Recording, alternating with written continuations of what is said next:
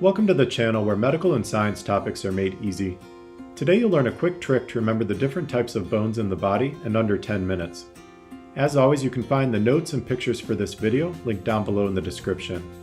And remember to turn on the captions and read along to help you remember everything. Let's get right into it. The average adult has 206 bones. These bones can be categorized into different groups based on their shape. They include long bones, short bones, flat bones, sesamoid bones, and irregular bones.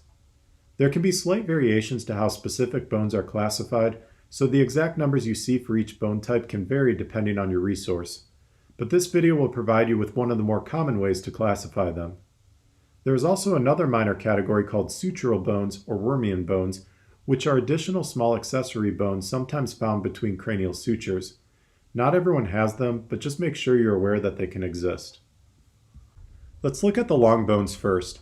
The long bones get their name because they're longer than they are wide. The trick for long bones is to use the letter L to remember limb.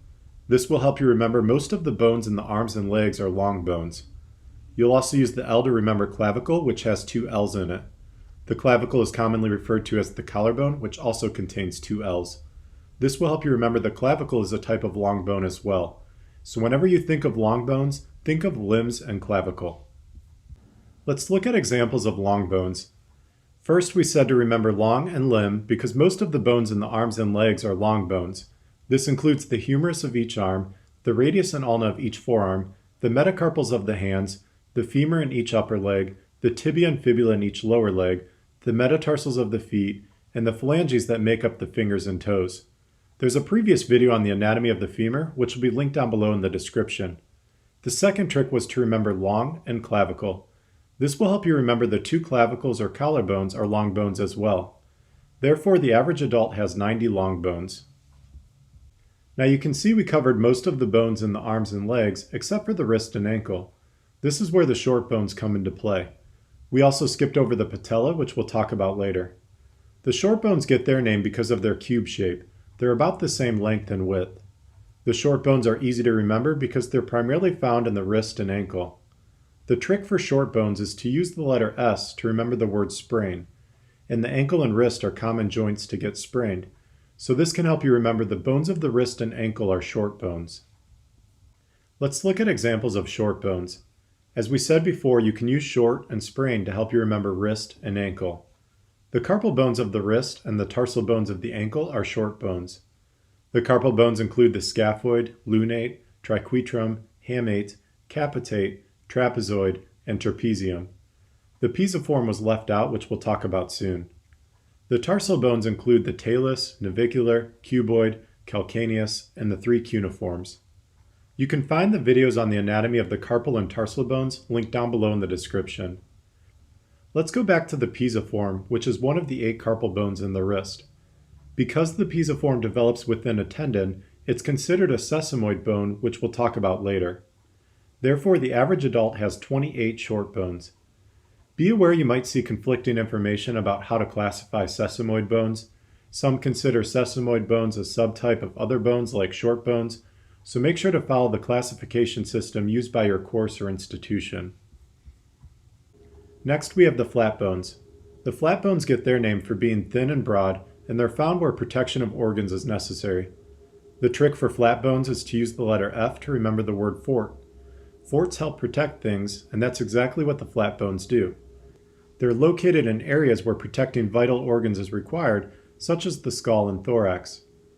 Therefore, you can broadly remember the flat bones as being found in the rib cage and part of the cranium or skull. Let's take a closer look at what specific bones are flat bones. Again, flat bones are located in areas where protecting organs is necessary, such as the skull to protect the brain and the rib cage to protect the heart and lungs.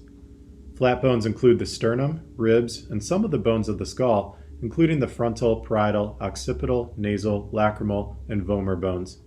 In other words, most of the flat bones of the skull make up the top of the cranium and the midline of the face.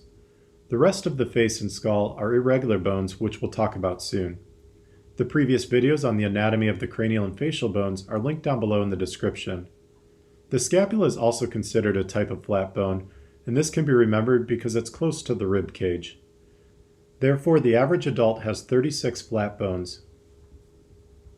Let's move on to the sesamoid bones. The sesamoid bones get their name for resembling a sesame seed. The trick for sesamoid bones is to use the first part of the word to remember sesame seeds. This will help you remember the seed-shaped pisiform and patella bones. The other cool trick is you can think of sesamoid bones as being P-shaped, and ironically the pisiform and patella both start with the letter P. As mentioned before, the sesamoid bones get their name for resembling a sesame seed. They're the sesame seed or P-shaped bones within tendons, and they include the pisiform and patella.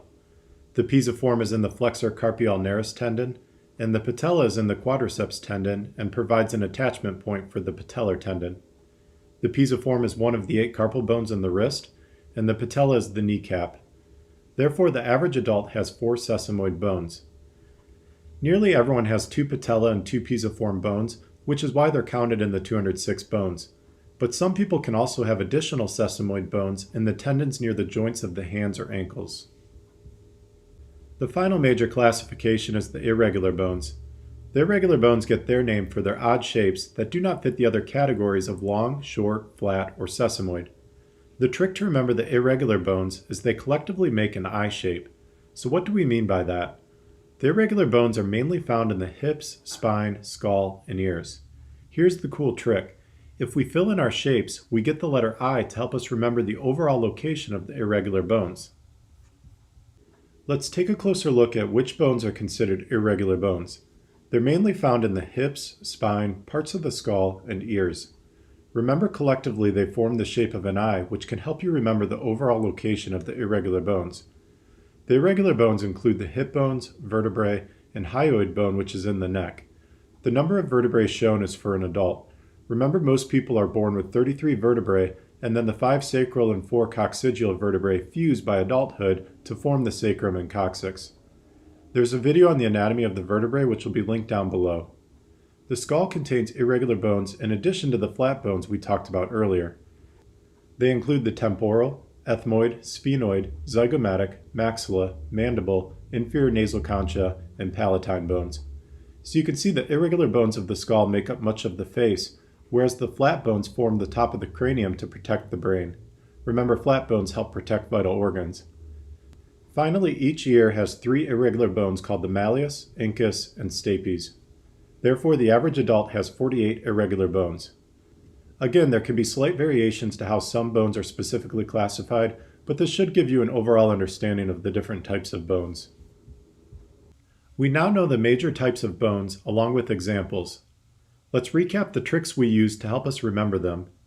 For long bones, remember limbs and clavicle or collarbone, and this will help you remember the long bones include most of the bones of the arms and legs, as well as the clavicle. For short bones, remember sprain. This will help you think of ankle and wrist because they're commonly sprained, which are primarily made up of short bones. For flat bones, remember fort, and forts help protect things. This will help you remember the sternum, rib cage, scapula, and part of the skull are made up of flat bones that protect vital organs like the heart, lungs, and brain. For sesamoid bones, remember sesame seed-shaped or P-shaped. This will help you remember pisiform and patella. Finally, for irregular bones, remember how they collectively form the shape of an I. This will help you remember the overall location of the irregular bones, including the hip bones, vertebrae, part of the skull, and ears. Hopefully this helped you better understand the different types of bones. If you found the video useful, please show your support and hit that subscribe button. Don't forget to like and comment as well. As always, you can find all of the notes and pictures for this video on the website linked down below in the description. Thanks for watching, and hope you check out future videos.